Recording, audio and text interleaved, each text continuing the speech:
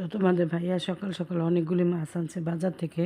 তো এখন সেই মাছগুলি কেটে নিব। তো আসলে কি শীতের দিন কিন্তু মাছ কাটাটা খুবই কষ্টকর, তো সবসময় মাছ কাইটে এনে আর কিছু কিছু মাছ থাকে যে সেগুলি আমি কাটি। তো এবার বড় মাছগুলিও নিয়ে আসছে, কাটাই নিয়ে আসে নাই। তো ভাবতেছে এখন বসে বসে কাইটে ফেলাই। তো এই তো মাছগুলি কাইটে নিলাম। তো পাঙ্গাস মাছটা আমাদের নিহার খুবই পছন্দ। তো এটা শুধু নিহার জন্যই আনা, আমরাও খাই খুব কম, কিন্তু ওই বেশি পছন্দ করে। তো মাছটা অনেক বড়ই ছিল, মাছটা কাটতে কিন্তু আমার খুবই কষ্ট হচ্ছে। আর পাঙ্গাস মাছ কাটা কিন্তু অনেক শক্ত থাকে। তো এই মাছগুলো আসলে সচরাচর আসলে কিন্তু ঘরে কাটা যায় না, কাঁটাগুলি অনেক শক্ত, তো এই আমাদের মতো ঘরের বটিতে এই কাঁটাগুলি কাটা যায় না।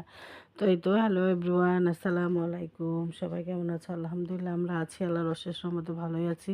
তো অনেক দিন পর আনা হয়েছে কাচকি মাছ। তো কাচকি মাছ কিন্তু আসলে খাওয়া হয় না, খাওয়া হয় নাকি আসলে বাচ্চারা খায় না, এই জন্য আর খাওয়া হয় না। তো আমি একা খাই, তোমাদের ভাইয়া একটু খাইলে খায়, না খাইলে না খায়। তো মাছগুলি কাইটা ধুয়ে রাখা, তো এখন বিছানার চাদরটা উঠেছে আজকে 2-3 দিন যাবত, কিন্তু ধোয়া হয় না। তো এখন ধুয়ে দিলাম।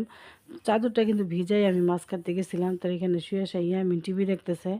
তো আজকে সকালে না মনটা একটু খারাপ হয়ে গেল। হঠাৎ করে ঘুম থেকে ওঠার পরে শুনতেছি মাইকে একজন মারা যায়, কে যেন মারা গেছে সেই ঘোষণা দিতেছে। তো হঠাৎ মনে হলো যে একদিন মাইকে, মসজিদের মাইকে কিন্তু আমার মৃত্যুর ঘোষণাও কিন্তু দেওয়া হবে। তো আসলে আমরা পৃথিবীতে কোত্থেকে আসি, কোথায় যাব, আমরা কিন্তু আসলে ওইভাবে কিন্তু আমরা কিছুই বুঝি না। আর আর যাও জানি তাও আমরা আমল করি না।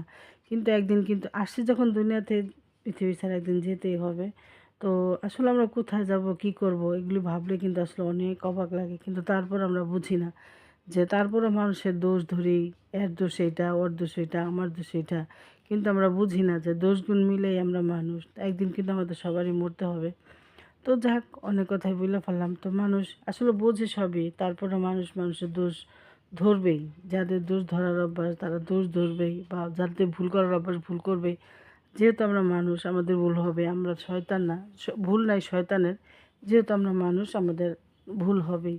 তো এই তো তো এখন এই যে গুঁড়া মাছটা রান্না করবো। এখানে একটা আলু দিছি আর 2টা টমেটো, পরিমাণ মতো অনেকটা কাঁচামরিচ আর হলো পেঁয়াজ। আর এই মাছটা কিন্তু মাখায় ঝোঁকায় বসাইলে ভালো হয়। বেশিরভাগ মাখানোর ভিতরে মশলা সব কিছু, তো মশলাটা আমি অনেক সুন্দর করে মাখাইছি। তো এখানে শুটিং মশলা সবই দেওয়া আছে, তো সব মশলাই দিতেছি। তো আর গ্যাসের পরিমাণ না একটু কম, চুলা এরকম দাও দাও গ্যাস না। তো ভাবতেছি দেখি কিভাবে রান্না করি। তো দেখলাই তো।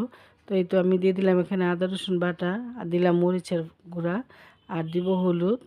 এগুলি দিয়ে সুন্দর করে মাখায় নিব। তো মাখানের ভিতরে কিন্তু গুঁড়া মাছটা রান্না করলে বেশি ভালো লাগে। তো আমার আম্মার হাতে গুঁড়া মাছটা আমার কাছে বেশি ভালো লাগে। আমার আম্মু খুব সুন্দর করে আস্তে ধীরে কড়াইটা ঘুরায় আর একটু একটু করে পোড়া পোড়া করে, অনেক ভালো লাগে। তো আসলে মায়ের মতো আসলে কেউ হয় না। আর মায়ের রান্নার মতো স্বাদ কিন্তু আসলে কারোটাই হয় না, সে যেই হোক।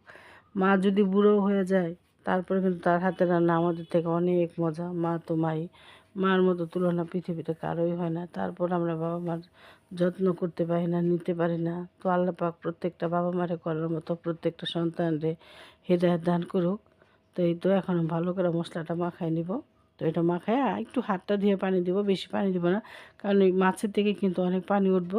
তো এই জন্য আমি সামান্য একটু পানি দিই। তো দেখো সুন্দর করে কিন্তু মাখায় নিচ্ছি, সামান্য একটু হাতটা ধুয়ে পানি দিয়ে দিব।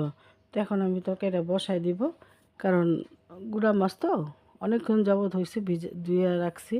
তো মাছটা কুইটে আমি অর্ধেকটা রেখে দিছি, যেটা আজকে রান্না করব। তো এই তো এখন কিন্তু আমি বসাই দিছি। তো অনেকটা পরিমাণ তেলও কিন্তু দিছি, গুঁড়া মাছে কিন্তু তেলটাই বেশি ভালো লাগে। তো এখানে দিয়ে দিব অনেকখানি ধনিয়া পাতা। তো শীতের দিনে ধনিয়া পাতা ছাড়া কিন্তু কিছুই হয় না।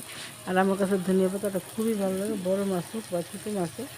এই ঘাস ছাড়া আমার চলে না। আমার কাছে খুবই ভালো লাগে ধনিয়া পাতা, আর আমি 12 মাসই খাওয়ার চেষ্টা করি, যেহেতু ফ্রোজেন করে আমার থাকে। তো এই তো দেখো গুঁড়া মাছটা অনেক কিন্তু সুন্দর হয়েছে, দেখতেও খুব ভালো লাগতেছে।